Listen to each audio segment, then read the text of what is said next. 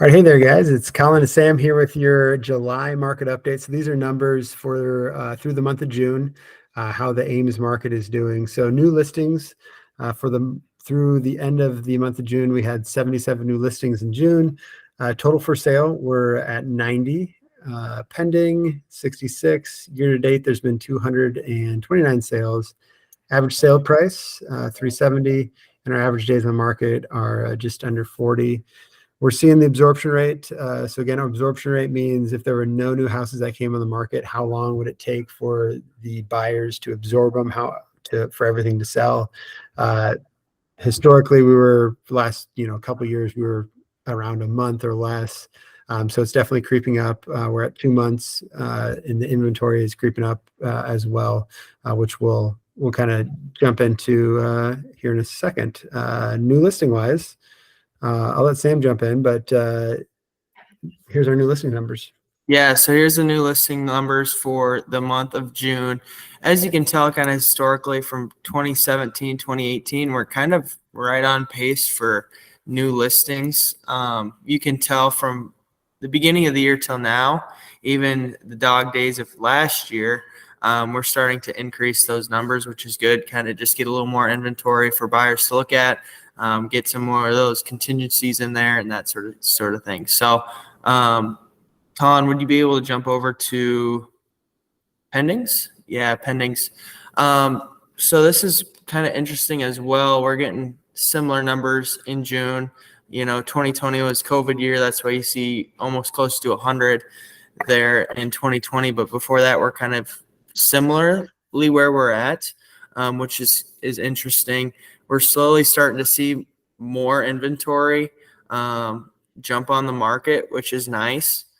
Other than that, it's still, pretty active market, especially in those lower price points. We're kind of seeing a little more days on market above 300. And for active listings, you can tell here, we're not even close where we need to be. 2018, 2019, 2020, we're close to 200 houses on the market.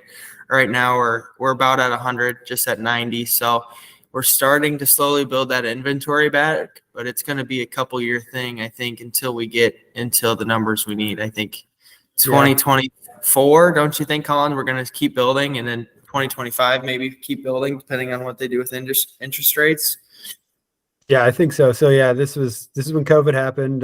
So we were, historically kind of 175 to 225 as far as the amount of houses on the market. And that was kind of really even back before 2017. That was the norm.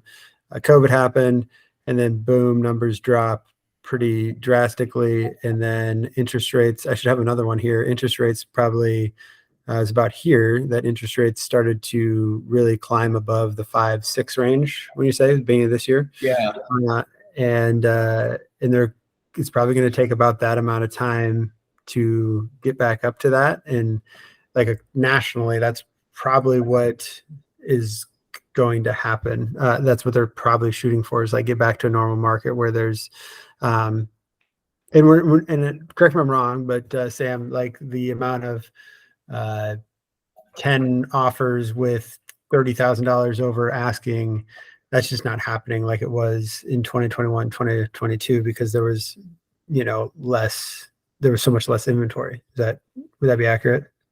Yeah. So the last house I got under contract was about a week ago, for a threeplex for 210 they had it priced at, and we had to go $10,000 above escalation. We had 3 total offers, but last year that probably would have been 8 offers, and stuff over 300 that you're not seeing a lot of multiple offer situations anymore on those type of properties.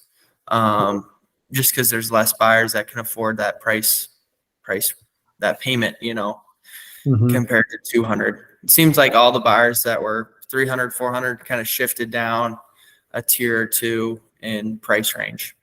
Which makes sense. People buy on payment, not on price a lot of times. So if, however much you can finance a month is usually, it doesn't matter whether that's a $300,000 house or a $200,000 house or a $400,000 house. It's more the monthly payment, which shows up here. We're seeing 90 to 200 price point, days on market, still super active, or, still average, very low, less than a month.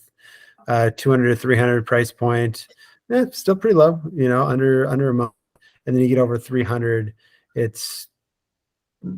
these numbers can kind of be skewed. Sam and I were talking before, because 300 plus, there's new construction there, and some of those sit on the market for a long time because it's through the building period, but it's still definitely much longer, about twice as long for being on the market if you're over 300,000, which is, good to know. So yeah, as far as, I'll let you wrap it up, Sam, but as far as if you're a buyer, if you're a seller, if you're an investor, what's the advice? What do you got? I would say, yeah, right now that, it's probably a stagnant market in pricing if you're a buyer or seller. But as they always say, the best time to plant a tree is today, because everyone would have loved to plant one 15 years ago. But if you're an investor, rents are still increasing. That as a buyer too, if your rents are similar as what a mortgage payment is, you'd rather have your money going towards something as well. And if you're a seller, prices are still pretty strong. But the price that the market you sell in is also the market you buy in. So just keep that in mind, and we'd love to talk to you, because your situation is always a little different from each person. So if you're looking to buy, sell, invest, the Fett guys are here for you. Awesome. Thanks. And we'd love to work for you.